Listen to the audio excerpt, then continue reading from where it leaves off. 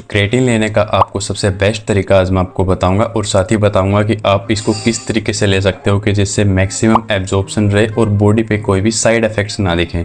साथ ही मैं आपको बताऊंगा कि किन लोगों को क्रेटिन से एकदम दूर रहना चाहिए। क्रेटिन कंज्यूम करने से पहले आपको उसको खरीदना पड़ता है और खरीदने के लिए मैं आपको एक चीज़ बता देता हूँ। मार्केट में काफ़ी क्रेटिन चल रहे हैं जो काफ़ी महंगे हैं सिर्फ और सिर्फ फ्लेवर के लिए, लेकिन आपको फ्लेवर की साइड नहीं जाना है।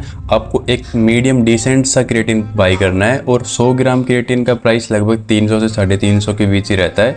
इससे ऊपर अगर आपको कोई भी क्रेटिन मिले मतलब वो ओवर हाइप्ड है, आपको उतना ज़्यादा खरीदने की ज़रूरत नहीं है। अब आती है सबसे मेन चीज़, हाउ टू कंज्यूम क्रेटिन। देखो, अगर आप बिगिनर हो या फिर अगर आप एक हल्के फुल्के जिम करते हो, आप कोई बहुत ज़्यादा आपका जो टारगेट है वो बॉडी बिल्डिंग या मसल बिल्डिंग नहीं है, तो आप कोई भी क्रेटिन लो, उसमें लगभग हर क्रेटिन में 3 ग्राम की एक स्कूप आती है। लगभग सब में 3 ग्राम की आती है या फिर उस पर मेंशन भी रहता है कि एक स्कूप कितने ग्राम की है।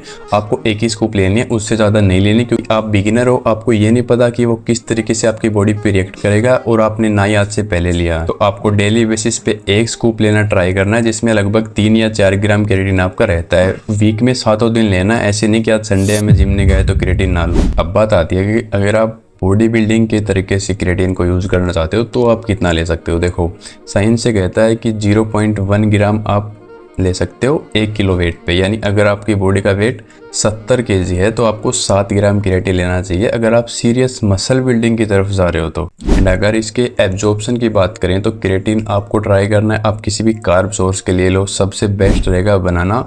एंड आप पोस्ट वर्कआउट लो, जिससे इसका एब्जॉर्प्शन मैक्सिमम देखा जाता है। आप बनाना की जगह आप जो ग्लूकोज आता है वो मिला के भी ले सकते हो। सबसे बेस्ट मैं आपको बता देता हूँ और इजीली अवेलेबल रहता है बनाना या फिर ग्लूकोज। और आपको ट्राई करना कि आपका जो भी पानी रहता है वो थोड़ा सा वार्म हो, ठंडा कम हो और वार्म ज़्यादा हो। लेकिन एक चीज़ का ध्यान रखना कि क्रेटिन के टाइम पे आपको अपना वाटर रिटेंशन मैक्सिमम कर देता है, क्योंकि इन शॉर्ट अगर मैं आपको बताऊं तो क्रेटिन का काम रहता है बॉडी में एटीपी जनरेट करना एंड जो आपके सूखे मसल्स हैं उन तक पानी को पहुंचाना।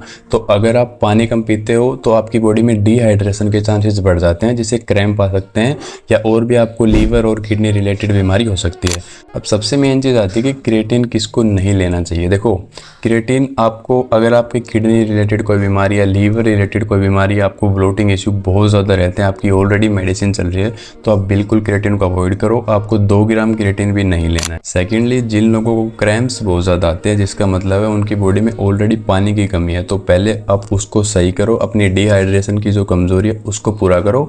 उसके बाद आप 3 ग्राम से स्टार्ट कर सकते हो क्रेटिन को लेने के, क्योंकि ऑलरेडी अगर आपकी बॉडी डिहाइड्रेट रहती है और अगर आप क्रेटिन लोगे तो फिर उससे ज़्यादा बीमारी आपको ही बढ़ेगी। तो आपके अगर नॉर्मल एकदम बॉडी है, कोई इशू कोई बीमारी नहीं चल रही है आपकी, तो आप क्रेटिन ले सकते हो।